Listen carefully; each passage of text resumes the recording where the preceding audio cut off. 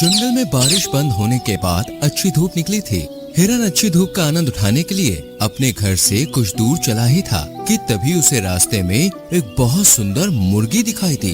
हिरन उस मुर्गी को देखकर बुरी तरह से चौंक पड़ा और दौड़ता हुआ उसके पास जाकर बोला, तुम तो इस जंगल की मालूम नहीं पड़ती। मैंने तुम्हारे जैसी सुंदर मुर्गी अपने जंगल में तो नहीं देखी। तुमने बिल्कुल सही कहा सुंदर हिरन, मैं इस जंगल की नहीं हूँ, मैं बहुत दूर से आई हूँ। बहुत दूर से आई हो? मैं कुछ समझा नहीं। मेरा जंगल दूसरे देश में है। मैं एक बहुत ही खास समुदाय से ताल्लुक रखने वाली मुर्गी हूँ। तो क्या इस बात को हमारे जंगल का राजा शेर जानता है? मुर्गी हंसते हुए हिरन की ओर देखकर बोली, मैं जिस समुदाय से ताल्लुक रखती हूँ वो बहुत ही प्राचीन और खास समुदाय है। हमारे समुदाय की मुर्गियाँ किसी भी जंगल के बगैर राजा की इजाजत के बगैर रुक सकती हैं और कोई हमें अपने जंगल में रुकने के लिए क्यों रोकेगा। हम किसी को नुकसान नहीं पहुँचाती। इतना बोलकर मुर्गी आगे बढ़ गई, मगर वो नहीं जानती थी कि उसकी इस बात को ब्लैक बर्ड बहुत ही गौर से सुन रही थी। ब्लैक बर्ड उस मुर्गी को बहुत ही गौर से देखते हुए बोली, ये तो प्राचीन समुदाय से ताल्लुक रखने वाली मुर्गी है।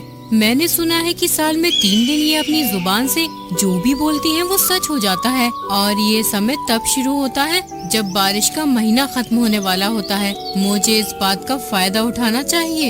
इतना बोलकर ब्लैक बर्ड सीधी उड़ती हुई उस मुर्गी के पास जाकर बोली, क्या तुम मुझसे दोस्ती करोगी?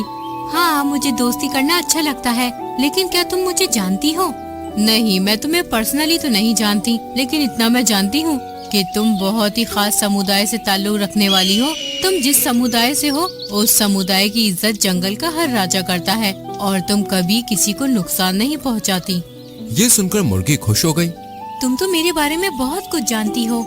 मैं भी तुम्हारे साथ साथ आगे आगे चलती हूँ। मुर्गी ब्लैक बर्ड के संग कुछ दूर चली ही थी कि तभी वहाँ पर रानू चिड़िया आ गई और उस मुर्गी की ओर देखकर बोली, तुम्हें इस ब्लैक बर्ड की बातों में नहीं आना चाहिए। शायद इसने तुम्हें पूरी बात नहीं बताई।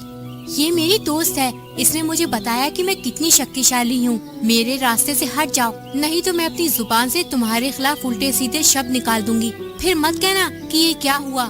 फिर रानू चिड़िया मौके की नजाकत देखकर वहाँ से चली गई। ब्लैक बर्ड मुर्गी के साथ आधे दिन तक घूमती रही। दोपहर के समय ब्लैक बर्ड मुर्गी से बोली, मेरा आम खाने का बहुत मन कर रहा है। अब इसमें तो मैं तुम्हारी कोई मदद नहीं कर सकती। आम तो पेड़ की डाली पर लटके हैं और मैं इतना ऊंचा नहीं उड़ सकती।